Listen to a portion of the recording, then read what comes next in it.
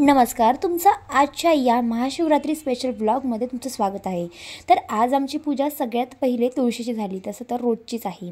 आणि त्यानंतर नळ आल्यामुळे पूर्ण दारभर पाणी होतं।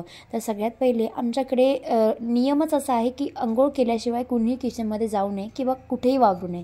त्यामुळे सगळ्यात पहिले आम्ही असा नंबर वाईज जे आहे म्हणजे नंबर लावलेत अंघोळीचे, आणि त्यानंतर मग साफसफाई करत आणि मग जी रांगोळ वगैरे टाकायची होती त्यासाठी पण तयारी करायची होती। पण ह्या सुंदर फुलांचा व्हिडिओ घेतल्याशिवाय काही मोहच आवरत नव्हता। मग ह्यांचा व्हिडिओ घेतला आणि ही सगळी फुलं आमच्या दारातच वाढतात।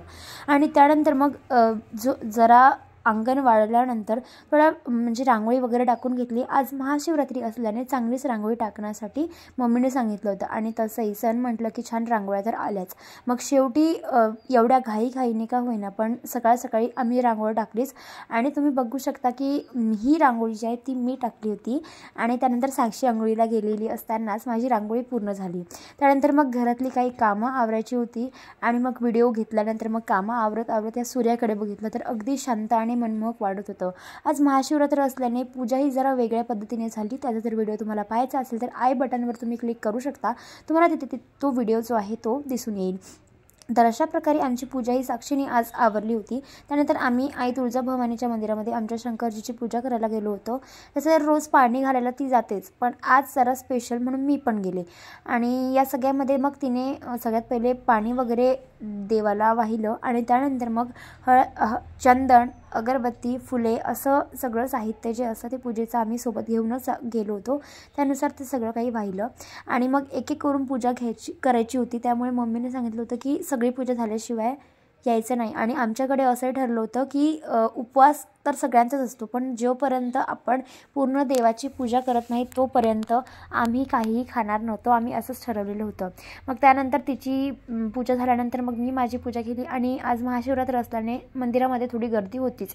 आणि मग या सगळ्यामध्ये आम्ही व्हिडिओ घेत पूजाही आवरली, आणि त्यानंतर मग आई तुळजाभवानीच्या मंदिराच्या आतमध्ये गेलो, आणि शेवटी जो प्रसाद घरून आणला होता तो वगैरे ठेवला। त्यानंतर मग अशा प्रकारे शंकरजीची तर पूजा झालीच, पण आता देवी आईची पण पूजा करायची होती।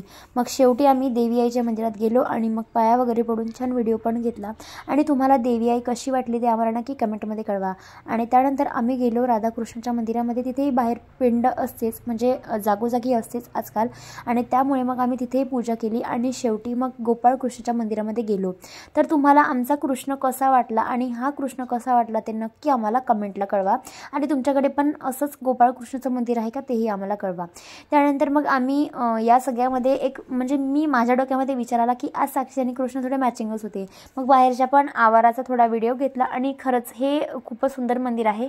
त्यानंतर मग आम्ही निघत होतो तर तेव्हा आठवलं की साक्षीची गाडी आणली होती। मग साक्षीला म्हटलं चालव, तर तिला डबल सीट येत नाही, त्यामुळे मला चालवावी लागली।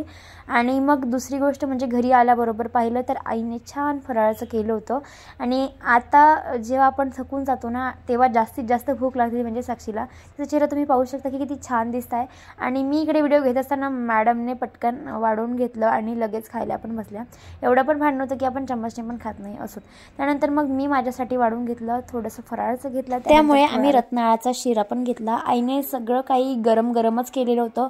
दुसरी वेळ होती, पहिल्या वेळी बाबाला दिला, आणि त्यानंतर दुसऱ्यांदा आमच्यासाठी केलं, आणि फ्रूट्स तर आधीच काढून ठेवले, आणि कालच रात्री सगळी उपवासाची तयारी झालेलीच होती। त्यानंतर मग या सगळ्यामध्ये मी जेव्हा घेत होते तेव्हा माझ्या आईने जबरदस्ती मला फ्रूट्स घ्यायला लावले, पण एक अंगूर खात मग आईला थोडा पॉलिश लावत निघून गेलो। आणि इकडे मग पापड वगैरे चिप्स वगैरे जे काही घ्यायचं असेल तरी मम्मीने सांगितलं होतं, तर इकडे मॅडमचं खाणं चालूच होतं।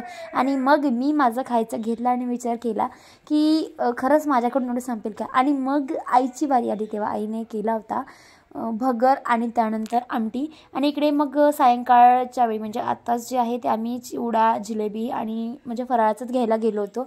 तर सांगायचं झाले तर आज उपवास कमी आणि पोटाला आराम तर अजिबातच नसतो, त्यामुळे याला उपवास म्हणताच येत नाही, पण आजच्याच दिवशी खाणं छान वाटतं, त्यामुळे मग आम्ही दोघी जणी निघून गेलो चिवडा आणि त्यानंतर जिलेबी आणण्यासाठी, ती खव्याची। आणि आम्हाला खूप जास्त आवडते म्हणून आम्ही जास्त करून हाच उपवास ठेवतो। मग आमच्या घराकडचे जे आहेत ना ते दृश्य तुम्ही पाहू शकता किती छान आहे। त्यानंतर या सायंकाळी वातावरणात महाशिवरात्रीच्या दिवशी काय काय करता तुम्ही ते मला नक्की कमेंटला कळवा। आणि जर तुम्ही यवतमाळचे असेल तर तुम्हाला हा रस्ता माहीतच असेल तर हा रस्ता कुठला आहे ते आम्हाला नक्कीच तुम्ही खाली कमेंट करून तसं कळवू शकता. आता आम्ही जेव्हा स्वीट मार्टला आलो तेव्हा तिथे म्हणजे सगळ्या स्वीट मार्टला मोस्टली इकडे मंडपच लावतात आणि ह्या दिवशी जे आहेत फराळाचं जास्त असतं, त्यामुळे बाकी जे पदार्थ असतात ते बंदच असतात. आणि हे सगळं पाहून तर आता तोंडाला पाणी सुटलेलं होतं, त्यामुळे मग पटापट आवरलं. आणि मग जिलेबीवाले काका तर खूपच मस्त जिलेबी तळत होते, त्यातही उपवासाची जिलेबी असतेच.